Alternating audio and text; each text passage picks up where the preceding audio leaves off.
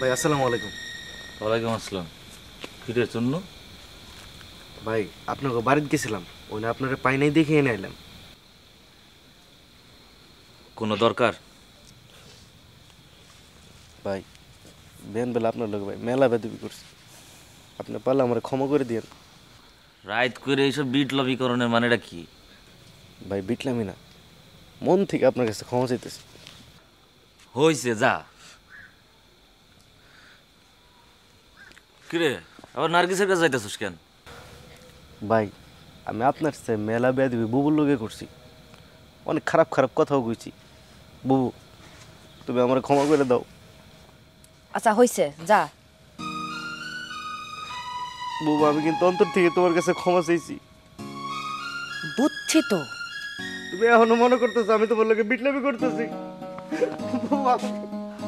বুবু আমি মানুষের সামনে কবরে যেতে চাই না বুবু, আমি ভালো হইতে চাই, তুমি আমার ক্ষমা করে দাও।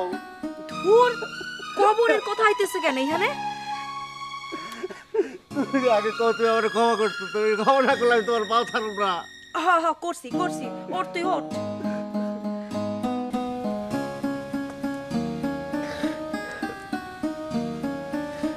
বুবু কাজল বাড়িতে নাই? না অহনো আহে নাই। আমি তো কাজলের কাছে মাপ চাইতেছিলাম, কাজলের লোক মেলা অন্যায় করছি, অনেক কষ্ট দিছি ওরে আমি, তুমি ওর একটু বুঝাই কইও। হ হ কমুনে। আমি আইতালে। ঠিক আছে যা। যা যা। আসসালামু আলাইকুম। ওয়ালাইকুম আসসালাম।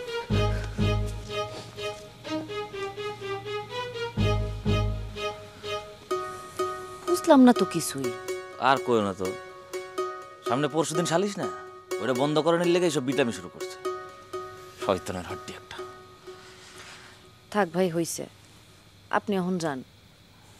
আর কাল কইলাম ঠিকই হোসেনপুর যাইতেছি। ঠিক আছে।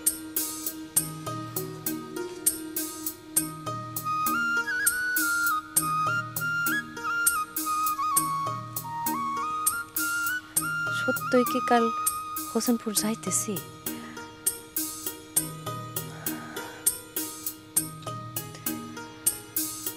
ধুর, কাজল্লা যে এখনো কেন আইতেছে না?